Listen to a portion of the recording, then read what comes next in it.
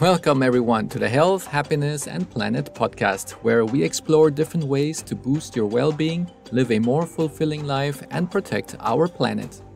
This podcast is sponsored by Wave Business Excellence Footprint, the digital training company that cares about your development and the well-being of our environment.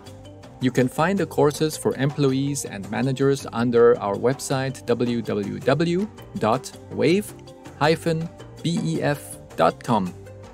In today's episode, we are going to speak about how to achieve the balance between breath, mind, body, and soul to have a healthier and happier life. I'm thrilled to introduce you to my amazing guest, Fleur Conway, who is from England and lives in Spain, enjoying lots of sun and nature.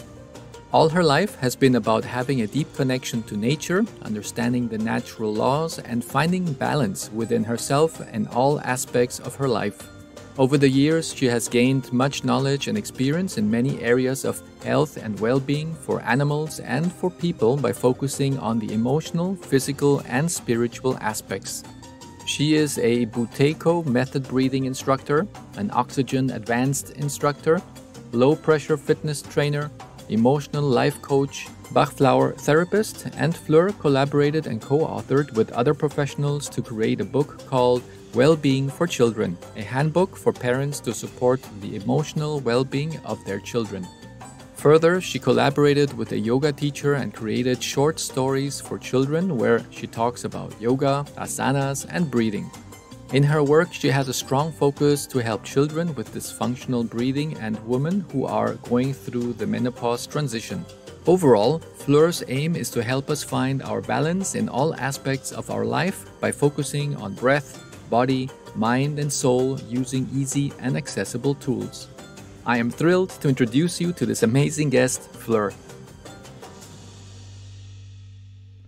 Welcome, Fleur, to our show, Health, Happiness, and Planet. It's so great to have you here.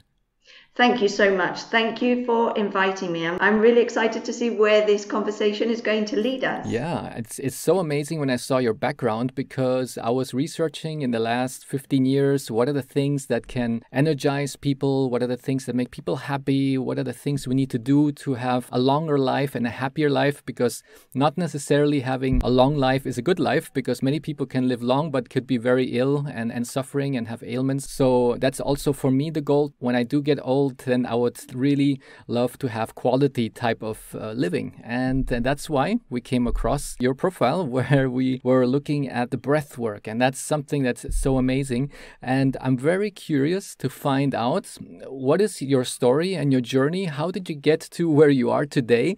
And how did you find your passion? Or did your passion find you? How did that function?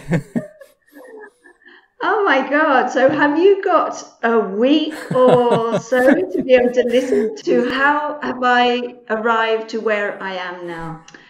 Really, my background is the animal world.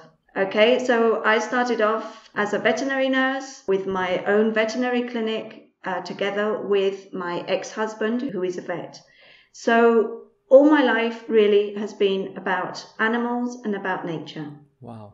Okay, so it's like, how on earth have you ended up now doing breathing and breathing re-education?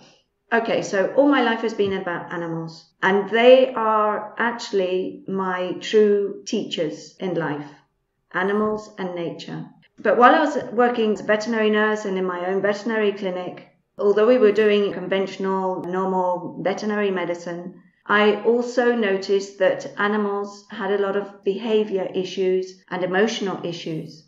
So this is where I started going into complementary medicine, alternative medicine. So for instance, this is where it led me to Bach flower therapy. And I also did sound therapy, worked with essential oils to be able to work on those areas where conventional, normal medicine doesn't reach. You know, that you come to a point where medicine just comes to a brick wall in a certain way. But of course, when I was working with the animals, and especially with their behavior issues, the behavior issues would actually feed back and would be caused by the owner's emotional issues.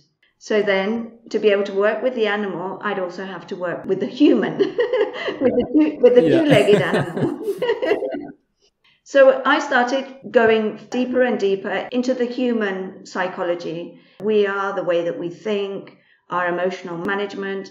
So then I went into coaching. I trained in Bach flower therapy, and I trained in the Bach flower therapy through the official school in England. I did it here in Spain, but I did it through the official school in England. And Bach flower therapy, although Bach flowers, they're not essential oils, they're remedies that we put into water, and they help balance emotions. We do need to dive into emotions and the emotions that we can feel throughout our lives. So basically, I was going down the deep emotional route, which then led me into life coaching, emotional intelligence. I was studying also about myself. I went through a very hard time where my sister passed away, which sort of led me into a very, very, very deep, dark hole. And the Bach flower remedies actually helped me come through that. But I also had to do, a lot of self-healing, a lot of work myself to be able to come out of that deep, deep hole. Yeah, I went through a lot of process myself. And that deep process also led me to a major life change, which also led me to a divorce. And I started working with people. So because I divorced, so then my working with animals was with my ex-husband. So when I divorced, it sort of separated me from working with animals. So life and this life change sort of led me to work with people. And because I'd been through all that process myself and everything that I'd learned, it helped me help other people. And especially going through those, major life changes, divorces, trauma, because I could relate to that. And then working on myself, I also noticed that we can't really separate our emotions from our thoughts, from our body, from our physical movement. There's also our nutrition. So we can't separate emotional balance away from the body. So this is where I also wanted to learn a lot more about the body, the movement, which led me, for instance, to low pressure fitness. And low pressure fitness, it's a fitness regime. There's a lot of posture re-education. We also work a lot with the diaphragm, so that there's also breathing re-education. And we work on abdominal vacuums and hypopressives, neurodynamic movements. So it's very, very, very complete. But whilst I was learning the low pressure fitness, and we were talking about breathing re-education, how we breathe, I was thinking, okay, this is very good while we're doing the fitness regime, while we're doing low pressure fitness, while we're practicing right now, or for instance, when we're doing yoga or we're doing Pilates, we're all very conscious of our breathing. But what happens with our breathing the rest of the time? So this is how I got into Oxygen Advantage, the Buteyko method, and basically that is where I am at the moment. And I'm also living off-grid, which is quite an interesting story as well. So how did I get to this point here as well? So I don't know whether you want me to go into that aspect as well. I think that would be also quite interesting to hear, because if I think about how many people in Europe live off-grid, I would probably just take a wild guess it's below 1%. I haven't a clue. I really don't know. Okay, so how did I get to this point of living off-grid? During my life, actually, I've lived off-grid quite a few times. When my parents came out to Spain, because, I'm English. I was born in England and my parents are English as well. But I came out to Spain when I was roughly around 3 years old. So I've basically lived in Spain all my life.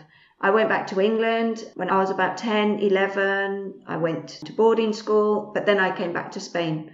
So basically, although I'm English, I do feel very much Spanish as well.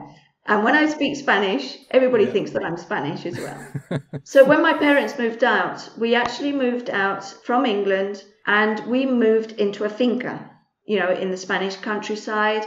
There was no electricity and there was no water. There was no mains water. So at that point, we actually lived off-grid. We had a generator. And I remember my father pulling up water from the well, and we were using that for inside the house. And then, he put a pump in and we had batteries and everything was a little bit more functional, but we actually did live off-grid then for quite a while. And I remember coming back from school and getting out of the car with my dad and having to go up to the generator shed and turning on the generator and then, coming back home and into the house and seeing that we had the lights on, etc., etc. But then we had the electricity, mains electricity and mains water. So that was when I was younger. My mother actually lives right now off-grid as well in the Alicante region. She has solar panels, batteries, generator, and she has water delivered, and she collects rainwater as well. And how did I end up living where I am, which is in a lovely valley surrounded by olive trees? We live near a lovely mountain in Tarragona province. A few years ago, my now partner, Gabriel, and I, he's an osteopath and a physiotherapist, we decided we wanted to change our life completely and we wanted to go to a more simpler life. So the idea was to move to Panama. Wow, that's where my parents live. Fantastic. Whereabouts in Panama? They live directly in Panama City. Right. My dad, he's still traveling a lot, so he needs to be quite close to the airport. Well, we've been over to Panama a few times and we actually loved Panama. I was also very positively surprised by the city. Yeah, I mean, we're not so much city people. We traveled along the Pacific coast and there are some amazing places. Sometimes you think it's untouched still. Yeah. Amazing. Yeah. That was our goal. Yeah. We were going to go and live in Panama. Anyway, we got everything sorted. We got everything prepared. We went over to Panama just before COVID hit. We came back from Panama because we went over to Panama to say, right, okay, where are we going to move to pinpoint? But when we got off the plane, we started seeing people dressed up, sort of, like astronauts, all the COVID gear on and whatever. And then the lockdown started. So it got to a point where it's like, okay, I don't think I want to move to Panama right now because I don't know what the situation is going to be like. I have 2 children, they're adults, but it was like, I don't want to go and live in Panama where I don't know whether I'm going to be able to get back on a plane. If anything happens with my children and I've got to get back here, or with my parents or my brother, etc., etc. So for a year or something, we were sort of a little bit like in limbo of like, well, what are we going to go? Are we not going to go? What are we going to do? Whatever. So we were looking at places inland of Alicante region, Valencia region, Castellón, and we ended up Tarragona area. And actually my stepsister, she lives here, literally just up the lane from me. Wow. And she said, well, why don't you rent somewhere whilst you're looking? And this is where we are right now. Fascinating. And we're living off-grid in this wonderful house. We collect the rainwater. Mm-hmm. We have solar panels. We also have a little windmill. We make our own olive oil, so we pick the olives by hand from the olive trees. We make our olive oil. I also pick and harvest some of the plants around here as well and make my own creams and lotions and potions and things like that as well. That's so amazing. So that's sort of like behind the scenes. Yeah, wow. I think also that extra movement that you get by living in such a place, I would say any traditional person who goes to work every day and the 9-to-5 job, they are not so mobile and they don't move their bodies as much as a person who's maybe living off the grid and has to do a lot of things manually. Or if you're doing, for example, you mentioned your olive oil, and all of that is additional movement that you're giving your body, which is pretty good for the body because the body is made to move and not made to be sitting still in one position. And that's why I was very interested when you also mentioned that you were studying about body posture. And what I've discovered in the past is that there's not a really bad posture. They say the only thing that's bad is if you're too long in one specific posture. That's the bad thing. Yeah, you could be a little bit hunchback, but just don't be hunchback like for 1 hour. If you're going to look one direction, you don't have to look that one direction for 30 minutes. Always your body has to be moving, and that's why you have all these articulations and all the different ways of moving your body, because it's meant to move and not to be just stuck in one position. If you're going to be, I would say, sitting on the sofa for 2 hours watching a movie, then that's also not that ideal, even though you are in a halfway, maybe optimal position, but it's still not good because you're just not moving around. Yeah, this is the thing, isn't it? I mean, to have a perfect posture, like from the book, that is extremely difficult. I think the most important is that your body is functional. So we all have a different posture pattern because of our anatomy. Yeah. But what we all want to achieve is to have a posture that is functional for us. Living off grid, actually, a lot of people say, oh, wow, it's amazing, it's fantastic. But as you say as well, there is a lot of work involved. I mean, for instance, we collect our wood and we do our own chopping up the wood. And that is also a lot of work. Yeah. When it's pouring with rain, we're actually in a drought, which is a bit of a problem as well. We have to make sure that everything is connected to collect all the water, and we have to get the tractor and we have to move things here and there. So there is actually quite a lot of physical activity, as you say. But also, on the other hand, there are quite a lot of people as well that do live off grid, that do a lot of manual work. Their body does suffer. So again, it's having that competent, functional body that can have a good posture and can work properly for the work that we want to ask from it. I have so many questions because you went through this whole timeline of the different phases in your life. And for each phase, I got a couple of questions for that. But let me just start maybe with one of the remarks that I just had as the first impression when you were explaining about how you started, where you were learning about animals. When I was working for many, many years in the corporate world, I was just in that bubble, just like most people when they are living and working every day in the corporate life. But then I also changed my life. I came with my wife to Spain just to change our life, to also be healthier and just to change everything by 180 degrees. And one of the first things we did, we got ourselves a dog from a shelter. That was our first dog, and we were just so amazed to see how this little creature can communicate with us and how we can communicate with this dog without even speaking, just with eye contact. And we were so astonished and so shocked just to realize what kind of communication can go on between a person and an animal. Then later on, we were even realizing the way this creature is doing certain things, we could actually learn from that as human beings. We would be a much kinder planet if we would be doing a lot of things what he is doing. And from there on, I started expanding our thoughts. We were just focusing on one dog right here. What is it about the other animals that are out there? And then we started observing then the birds. We started observing anything that is alive around us. It's just expanded so many other questions in our head. And that's where we also started doing more research. And I think we were going more or less into a total different way of thinking to the way how we thought a couple years back. So that I just wanted to say as a remark to your part of the story where you started working with animals, and that's why I find that very interesting. And I will go to the question where you mentioned that having balance between your breath, your mind, your body, and your soul to have a healthier and happier life. How do you define that? Because many times people think, oh, health, they just see it very superficial. They say, okay, just eat better and you're going to live until you're 100. But actually, there are many more things to that. That's why I was very curious. When you put these different aspects together, how did you actually come to these aspects and how do you see that as contributors to really make us happier? That's what I put into place for myself. Our breath really is the most important function of our body. It's the first thing we do when we come into this life, and it's the last thing we do when we leave this life. For instance, when I get into a stressful situation, if I do a breathing exercise to manage that stressful situation, it's how is the quality of my breath every day, every night, from the moment I'm born, from the moment I die. How good is the quality of my breath? Is my breath fast? Is my breath slow? Is my breath make me go into a fight-flight stress mode? Or is my breath balanced? And is my breath optimum for my metabolic needs, for my body's needs, for my body and my brain? So that's, for instance, where the breath comes in. Mm-hmm.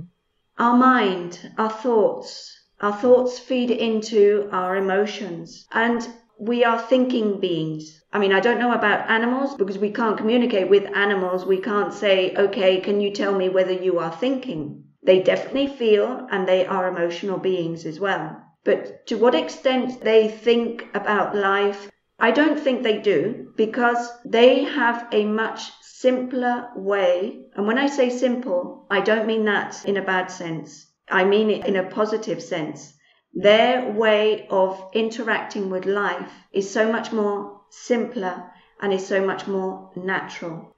So we are thinking beings, but if we can use our thoughts to create whatever we want in our life, whatever we want to convey, whether it's education, whether it's through our speech, through communicating with other beings, with other people, with animals or whatever. But the trouble with our thoughts is that they can go into a negative phase, and then they can block us. They can bring us into a stressful mode. They can bring us into a fearful mode. They can stop us in our communication with life itself. We have so many emotions. We are emotional beings, but we can get stuck in our emotions as well. Instead of understanding our emotions and saying, okay, I'm feeling angry right now. Yes, I'm angry. Okay. Anger is part of our emotional field, our emotional energy, our emotional state. Well, that's fine. But we just have to let go of anger. I'm in a happy moment. I feel happy. And then the next minute I feel guilty because whatever I didn't do and I wanted to do and I feel guilty. Okay, it's just part of our process. And it's understanding and having a balance with our thoughts and with our emotions, and not clinging to neither our thoughts nor our emotions. And then, as you were saying, it's very important, our body, because our body is what is giving us the ability to be able to experience this life. So our body is like our vehicle in this plane, on this earth. So we also have to look after our body, but we have to look after our body not so it looks pretty or because we look thin, so it will be functional. Yeah. How do we feed our body? It's not only nutrition, it's also what we drink, but it's also what we think, it's also what we feel, and it's definitely how we breathe and how we move. So that is how I sort of link it all together. You know, we can't really separate one thing from another. Correct. Because otherwise there will be a gap. Yeah, so that's like that holistic view, the whole way of being a healthier being, of a person. Yeah. From all those aspects you were talking about, the one that was most shocking was about the breath, because myself, I was very much into thought management. I was very aware early in life how to manage my thoughts and how to just knock off the bad ones and keep on with the good ones. Also the emotions. I was very aware of my emotions, and I could feel when I was getting away from, I would say, my default mode. I'm a very happy and jolly person. And every time I would move away from that default mode, if I would suddenly feel irritated or maybe uncomfortable, I would right away identify it and try to figure out what is actually the root cause. Why am I feeling now uncomfortable? And I would just try to catch it very, very early so I can then get the root cause, fix it, and get back to my bubbly and happy default mode. But then when I saw the topics about breathing, that's something I've never thought about before, because people take it for granted, because it's just right there in front of us. And we just think that, oh, I must be breathing fine because nobody ever spoke about it growing up and nobody taught us about that in school. The only time when I was in contact, or when I think people are in contact with breathing, is perhaps if they go to the yoga studio and they do some breathing. And I can remember the first time when I did yoga many years ago, it was the first time I actually did some kind of deep breathing. I think before that, I probably barely did a deep breath, maybe when I was yawning. That was about it, perhaps. Yeah. But then when I started with that first yoga session, I remember that when I was done with that session, I felt I was just on a different planet. I never was drunk before in my life, but I think that was the feeling of being drunk, because I never had so much oxygen in my body. And then I was driving home and I was just like singing along with the music, and I was just in a totally different world. And then I was thinking, wow, that's just so amazing that just by doing that breath work at that yoga class made such a big difference in the way how I felt. And that's where I would like to ask you that question. How does it make such an impact on a person's body, and what would be the ideal way to breathe if one is thinking about longevity and wants to have the proper way of breathing so that you're not so often in this fight or flight mode, and that you can be more resilient to everything that's happening to us throughout life? One of the first and major things with breathing is that we should be breathing through our nose. Okay, our mouth is for eating, for talking, for drinking, for laughing, for kissing, but our nose is for breathing. Our nose is part of our respiratory tract, and there's over 30 functions for our breathing. Wow. and the mouth has none. So yes, this is not taught. So this, for instance, is one of the things that I'm aiming at, is to try to get it into schools so teachers and all the staff that work with children are aware of this, of the importance of breathing through the nose and not through the mouth. So we have lots of people that breathe in and out through the mouth. And when we breathe in and out through the mouth, we are bypassing those 30 functions that the nose has for our respiratory tract. And that means that our nose, our upper respiratory tract, is connected to our lungs, to our lower respiratory tract. So it's all connected. So whatever happens up here will happen down here, and whatever happens here will also happen here. But also the way that we breathe will either put us into a fight-flight mode, a stress mode, or it can put us into a relax, digest mode. So we will be in a more sympathetic mode or parasympathetic mode. So when we are breathing through our nose, we will be having filtered air, the air will be moistured, the temperature will be regulated, and so when it goes into our lungs, then this air will be adapted to what our lungs need. But we will also be breathing slower, lower, which means that we will be recruiting the diaphragm. And the diaphragm is our main breathing muscle. Our diaphragm lies in our chest area, within sort of like the lower ribs. And the diaphragm also has a function for our posture, okay, because it's attached to the spine. And it also has a pump action on our digestive system. So if we're not breathing properly either, if we're not breathing through our nose and breathing low, slow, and deep. When I mean deep, I don't mean big breaths, but I mean bringing in the air and bringing it down to the lower lobes of the lungs and also moving the diaphragm. Then the diaphragm, it moves a little bit like a jellyfish. Mm-hmm. Okay, so when we breathe in, it sort of flattens out a bit. And then when we breathe out, it comes back up into sort of like a dome shaped. So while it's doing this, it's also helping to stabilize the spine, but also having that pump action on all our digestive system that lies just underneath the diaphragm. So it also helps get all the blood circulating, the lymphatic drainage, etc., etc. But also one of the things as well that's not really talked about much is that when we breathe out through our mouth, we also get rid a lot of carbon dioxide.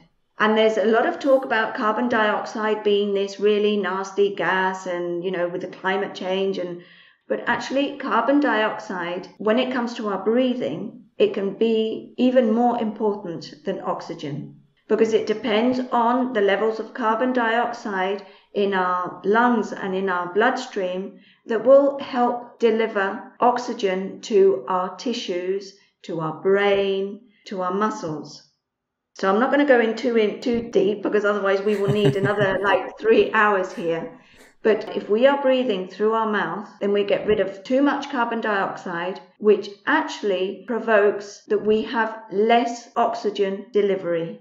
So by breathing more, it doesn't mean that we will have more oxygen delivery.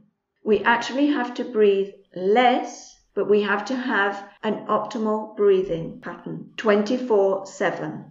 So that means breathing through the nose, breathing low with our diaphragm, and breathing slow and gentle.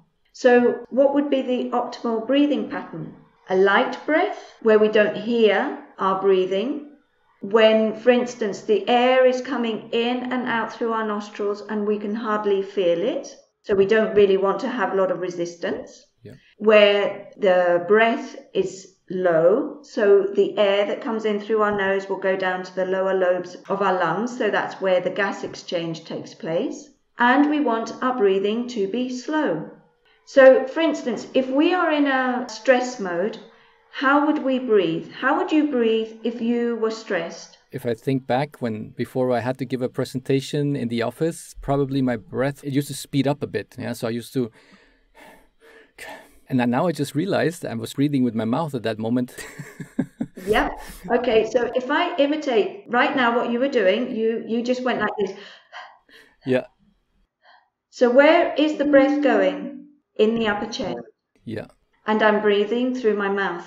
So I'm bypassing the nose, but also the breath stays up in the higher area, and there's not enough gas exchange here.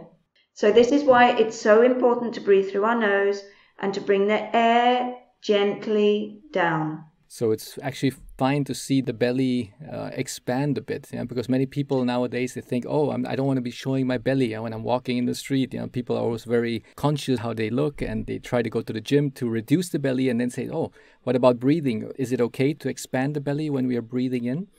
The belly has to expand. Mm-hmm. It has to expand because when we breathe in, the air is coming into the thorax. It's coming into the lungs, so the thorax has more pressure that's coming in here, so it pushes down on the diaphragm. Then the belly, as the diaphragm comes down, so then the belly does come out a little bit more because then there's more pressure in the abdomen from the movement of the diaphragm. And then when we exhale, the abdominal muscles help as well with the exhale to push the diaphragm back up, to push the air out of the lungs. So there does have to be a movement of the abdomen. Yeah. So this is also what we learn, for instance, like, in low pressure fitness, is to have a competent abdomen. So we want the abdominal muscles have their function, help to keep all our organs in place. The abdominal muscles also help us move side to side, forwards and backwards as well.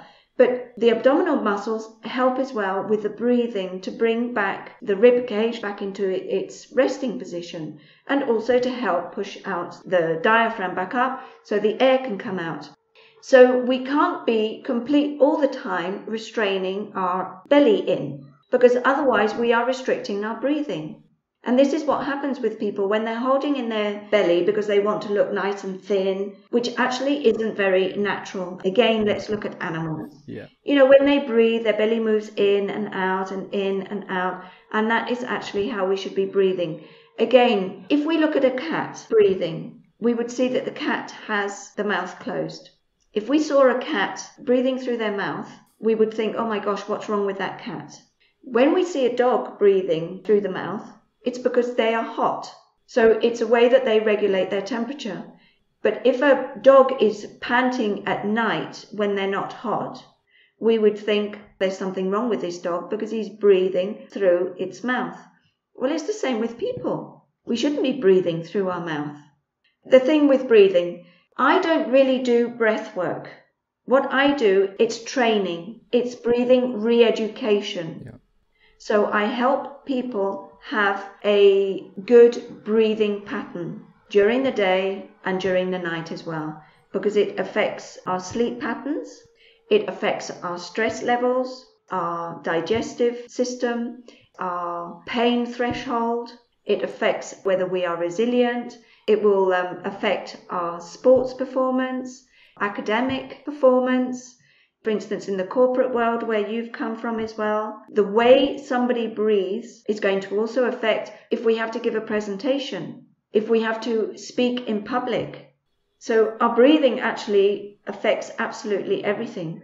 For a woman, our breathing also changes through our monthly cycle. And also as well, when we come up to the menopause, our breathing can also change. And if I even think about it a level further, I'm just trying to put some puzzle pieces together, and you can tell me if my thought patterns are correct or not. Because every piece of our body is made up of cells. Everywhere is the cells, and these cells are always replicating. They have old cells that are dying away, new cells are being created, and after a specific time frame, you have at the end a brand new organ, you have a brand new body, because these are all these brand new cells that just created. And if you're creating the replication of your new cells under, I would say, a lack of oxygen, because you're not breathing properly, then they cannot replicate in such high quality as the previous cell. Yeah, so that automatically would tell me that if I'm not breathing right and I'm actually oxygen deficient for my cells, then I'm actually getting much, much sooner older, or maybe I'm just not helping my body to thrive and to be healthy. Exactly. There's a lot of biohacking right now. There's a lot of movement of all different things. Loads of people taking a lot of supplements. Loads of people are doing things that maybe are from outside, going to retreats, doing this, doing the other, etc., etc. But one of the things that we are doing permanently because otherwise we would be dead, is breathing. So why don't we breathe in an optimal way that we are giving our body the oxygen that it needs? People seem to think that, breathing, it's when I'm doing an exercise. It's not. We need to be breathing optimally 24/7. Yeah. And then there we do have specific exercises, and we can train a little bit stronger and in a different way. For instance, if it's somebody who's going to be singing, somebody who's going to be playing an instrument, somebody who's going to be giving a big conference, sports, high athletes, etc., then yes, of course. I mean, it's the same as, like the police force. Mm-hmm. If that policeman who has a gun is not breathing properly, and his breathing is keeping him in a stress mode, in a fight-flight mode, and that policeman is confronted with somebody, he's not in that coherent place. When we breathe in an optimal way, we can be in that balanced, autonomic nervous system is balanced. Mm-hmm. Then that policeman can act out of order because he's already in that fight and flight mode because of his breathing pattern. Oh, that really puts me back to think 20 years ago when I had to give my first presentation. I was so off with my breathing that I could not even remember anymore what was my presentation about. I already knew, I practiced for it. I knew that I knew my slides and the lines. But as soon as I got on stage, I could already feel that I was almost fainting. My legs were like jelly. And I was thinking, what am I actually presenting here today? And I think if I would have had a nice coherent breathing pattern to keep me calm and relaxed, then I would not have gone in that state of panic. Yeah. When we have a balanced breathing pattern, we are already in a balanced mode, okay? So when for instance, we're going to do a presentation, we can tap into our breath. We can bring our mind and connect to our breath. And then by doing that, we are coming into the moment. We are coming into the now. But we are also giving oxygen to our brain. So all that electricity that goes on in our brain to keep that information that we need to be able to give out for our presentation, it's all there. But we are in that balanced state because we have come in, we've honed in to ourselves and we've come into the now. Yeah. So that when we go out to that presentation, we are there totally present and with oxygen in our brain and to be able to access all that information.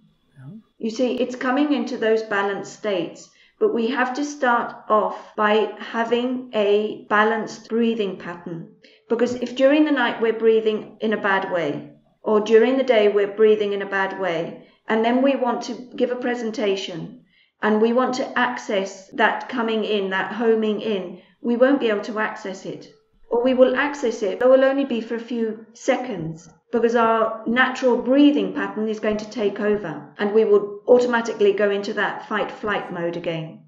And are there exercises that people can do when they are aware? Let's say, oh, I'm getting now in a tense situation. Maybe one sees that there is something going on in the street and you know that I need to maybe get away from that situation, but they're already noticing that their breathing is changing. And how do they keep calm? Is there any recommendation?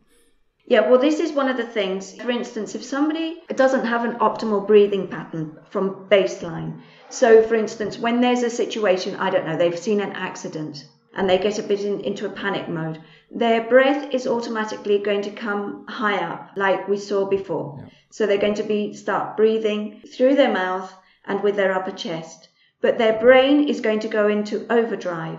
So if you say to that person, bring your mind into your breathing, they won't be able to do that because their mind is all over the place and fright has taken over. So what we have to do to be able to bring balance to the autonomic nervous system and to come into that relax, digest mode, the parasympathetic mode, is we have to prolong the exhalation.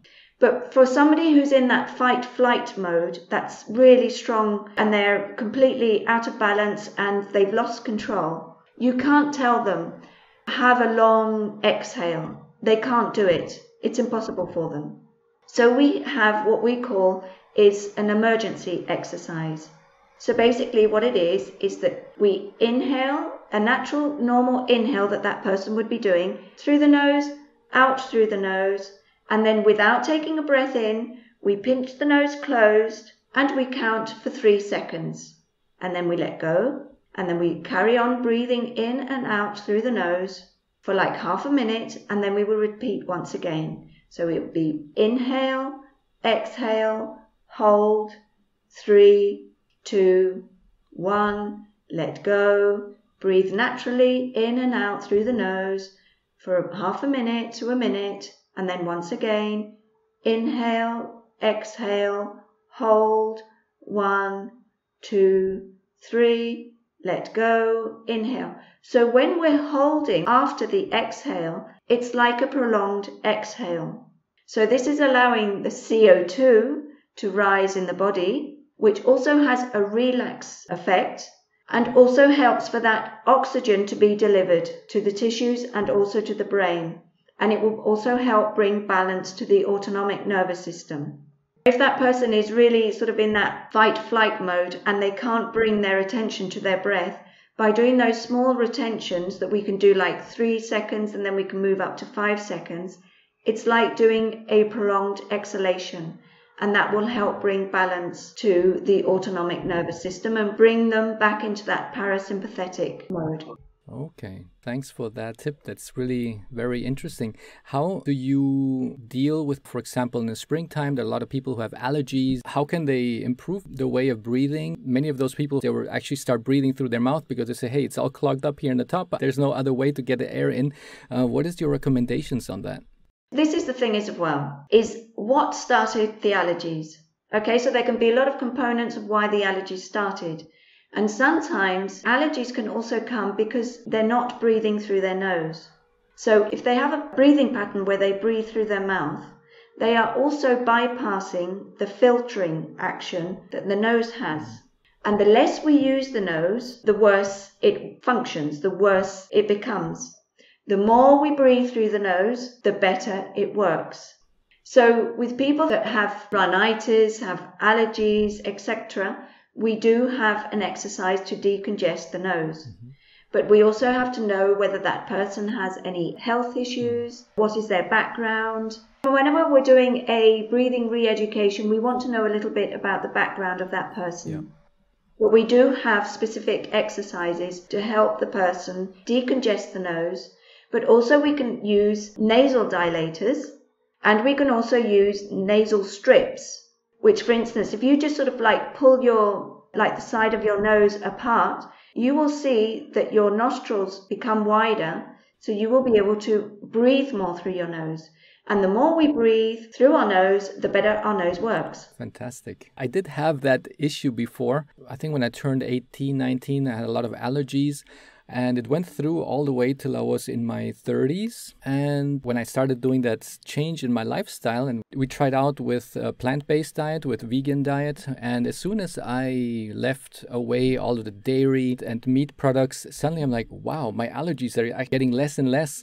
And I think the first year where I was plant-based, probably 70% of my allergies disappeared. Then the second year, it was maybe like 85%. So today, I'm already like 10 years plant-based. And now in the springtime, I sneeze once or twice a day and I'm good to go. So that's it for my allergies. But I did have those strips before. I had to use them at night because of the congested nostrils. But it was really very, very hard to sleep. But then I was so happy that I found the other path of checking out what is it that I'm putting into my body that's causing those allergies to flare up. Well, this is the thing is as well. I mean, dairy is very mucus producing. Yeah. And also we have to think of our digestive system, our microbiome in our digestive system, but also in our oral cavity, which is directly in contact as well with our nasal cavity. So there is a lot of link between what happens in the oral cavity is also affecting the nasal cavity. Okay. I have once met a doctor many years ago, And I was again in my teenagehood, and he was just speaking with me, and he said, "Oh, you probably need some kind of operation somewhere in my nose, because he thinks that I'm not allowing enough air into my body because the way how the nostril is constructed." And I was just thinking, is he maybe just trying to sell me his services, or is he really saying the truth? At the end, I did not do any kind of operation, and I feel still pretty good, especially now that I don't have allergies. What has been your experience? Do you think that some people are born that they have to get operated in order to have a better flow of oxygen into their system? Okay, people can have anatomical issues.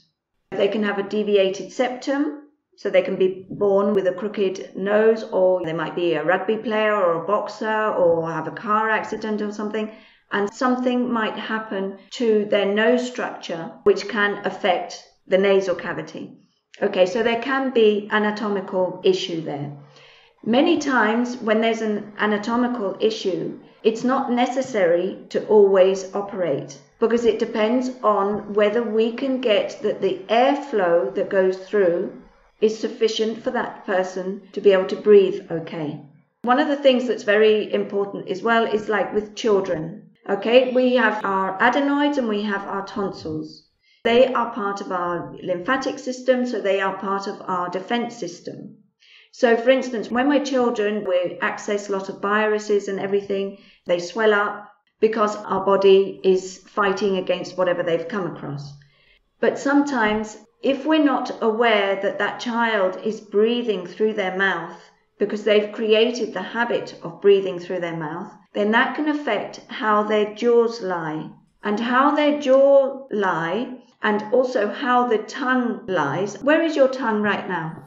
It is touching the top part of my gums, because I have a very deep bite. So it's somehow when I close my mouth, my tongue is touching a little bit the top of my gums. Okay, 3/4 of our tongue should be up on the roof of our mouth. Okay. So that is its natural position. So for instance, if you open your mouth now, where does your tongue go? It falls exactly. down. Yeah. So for instance, in children, this is really, really important. If they breathe through their mouth, their tongue falls down. The tongue has the function to help develop the jaws. It helps open up the jaw structures. So when it helps open up the jaw structures, it helps with teeth alignment. You know, the top jaw is connected to our nasal cavity. Yeah. So when this maxillary is nicely developed in like a U shape, then there is a nice cavity for the nose. But if the child has a problem with breathing and is breathing through the mouth, which makes the tonsils much bigger, which can make the adenoids much bigger as well, then all this shrinks, and then the nose shrinks as well. Wow. So then it doesn't develop properly. So then they have to have all these contractions and whatever to widen up their mouth. Yeah. So yes, there can be an anatomical issue. And the anatomical issue can come from birth, can come from tongue tie, can come from bad habits, can come from some accident or whatever. But it doesn't mean that it has to be solved by surgery. Yeah. And there actually has been a study that came out not long ago, I think a few months ago, that, for instance, people that have been studied for various years, I can't remember the full study right now, but it's there. Basically, what I want to say is that it's demonstrated that even if you get your tonsils and your adenoids removed, it doesn't mean that the problem is going to be solved. And many of these children that then become adults actually have problems in the future because we always have to restore proper breathing patterns. It's so amazing how it's all connected. Yeah. To talk about breathing, I mean, we could do a whole complete different section. That's right. It's amazing how time went by so fast. And I had so many other questions, but I'm sure we will probably have the opportunity in another episode to cover those other topics, especially that you have such a depth of knowledge in different topics, not only in breathing, but in all the other topics that I've seen and what you've also mentioned in the introduction. Definitely, I would love to have you in a future show to cover those other topics as well. That would be fantastic. Yeah, sure. Brilliant. Yeah, and for today, to sum it all up, I will have probably 2 or 3 shorter questions for the final part of our episode today. So if somebody comes out of work and they're feeling drained because they just worked all those hours and are tired, they know they're driving home, they got to see their spouse and the children, and they say, wow, I really need some boost of energy. Is there anything that they can change in their breathing patterns so that they can just get a little bit more energy and a little bit more pushed up instead of going for a coffee? Yeah, well, one of the things that I think is extremely important is to be in contact with nature. Okay, but this doesn't mean we have to go out into the countryside. Okay, because I understand, that I'm lucky. I've always lived in the countryside, but you can also be in the city and you can have a park. You can have a little area where there's trees, where there's birds, where you can just sit, just be and observe. Observe the trees, listen to the wind rustling through the leaves, listen to the little birds singing, look at the rose that's blooming or the flowers or the birds that are flying around, the clouds in the sky. Just take that moment to connect to what is. That's beautiful. And then just quieten down the breathing. Just let the breathing relax and just be a natural breath. But I think it's important to come out of this always wanting to do, and just be and connect. Well, for me, it's like that. If I'm stressed, if I just go outside, or I just have to look outside, or I just have to even just look at one plant and just be able to sort of just connect to that plant and say, wow, look at the life in that plant. It is just being. It's not doing anything. We have to stop this doing, and just be. Even if it's just for a minute, 2-3 minutes. People can do this. Yeah. And if that person, if they are in a park and they can take their shoes off and their socks off and put their feet on the earth and just feel the earth and just let the earth also balance that energy. Yeah. Do some grounding. That's so amazing. So that's something that I also discovered in this last 15 years where I was in the search for happiness, for energy, for doing all those simple things. It's just so amazing because a lot of people go out there and marketing companies are putting things to make people believe they need to buy a specific product to be happier in life. While on the other side, they can just do things that are free of charge. You can do it immediately and it will give you 10 times more the effect. This is one of the things that, for instance, like the courses that I've put together, is to be able to give those tools to people that they can access and do every day wherever they are, because they've got the tools themselves and all they need is themselves. They don't have to permanently be searching outside of themselves to be able to come into balance. That is it. It's simple.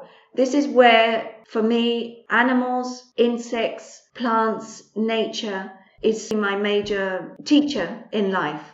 It's simplicity. Yeah. And at the end of the day, we are also nature. And therefore, when we get closer to nature as nature, then we just start harmonizing and we just say, hey, somehow I'm starting to resonate with this. Yeah. Before, when I was a younger person, I was thinking, oh, it's so great to be in a big city and travel to New York and seeing all that action and being where all the lights and all the movement. Somehow, now when I think back, the further away I get from all of that hectic life and going more towards being in the greener place, being in the park, being out there with my dog, walking with my wife, walking barefoot, I just feel all that energy and we're really part of all of this. Mother Earth is just giving us all that energy and I don't need to be drinking coffee or taking a Red Bull because it's all there to our disposal. We just need to know how to use it. Yeah, it's to be rather than to do. Be more and do less. So powerful.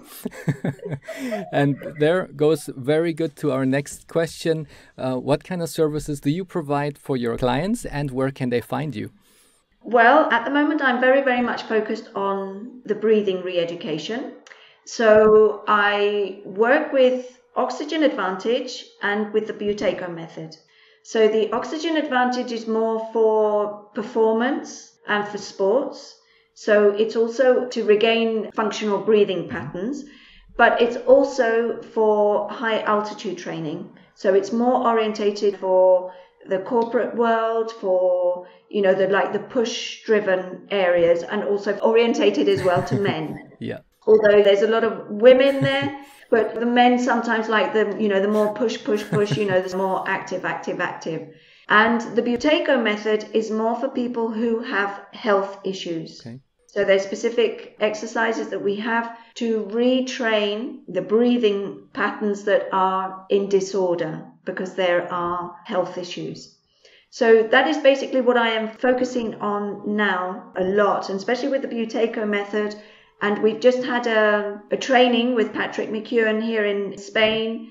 We've brought him over VIP to Barcelona, so I'm very much involved with that. So I've been doing the translating, and it's been brilliant because we've had doctors, orthodontists, physiotherapists that have attended as well. So it's fantastic. So we're getting now into that system as well. Yeah.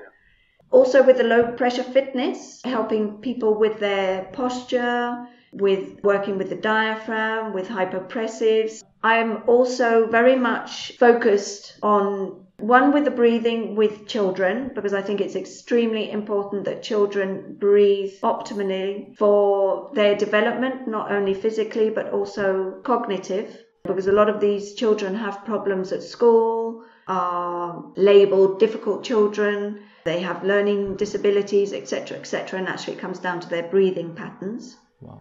But also how their face develops.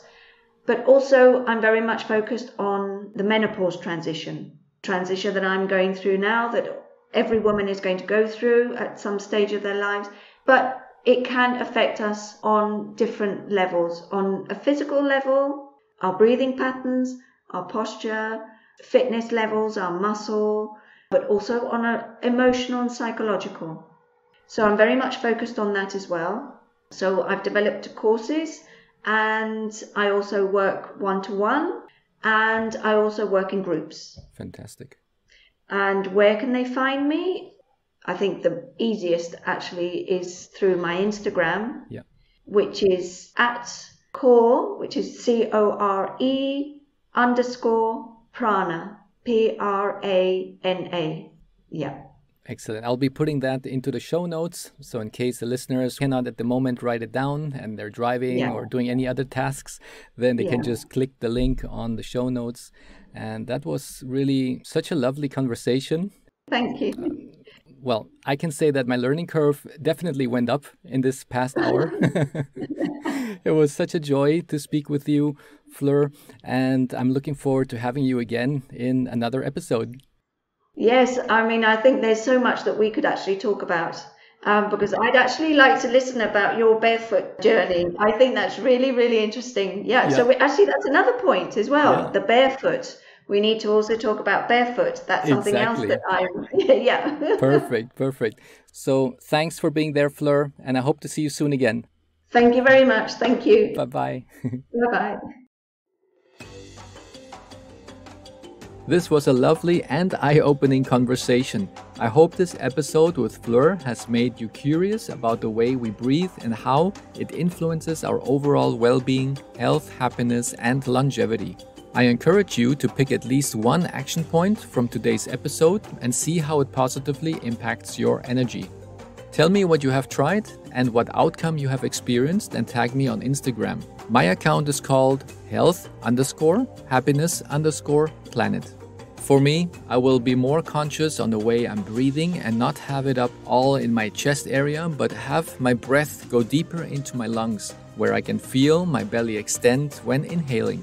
And on days where there's just too much going on and I feel that my energy is getting drained out, I will take a few minutes to go out to the park and sit still while observing nature around me and get grounded. As we have learned, sometimes the free and simple things in life are the ones that gives us the biggest benefits. In the show notes, you will find all the links on where to find Fleur and how to contact her. This podcast was sponsored by Wave Business Excellence Footprint, a digital training company that cares about your career development, your personal development, and the well-being of this planet we call home. On the website www.wave-bef.com, you will find a total of 22 courses.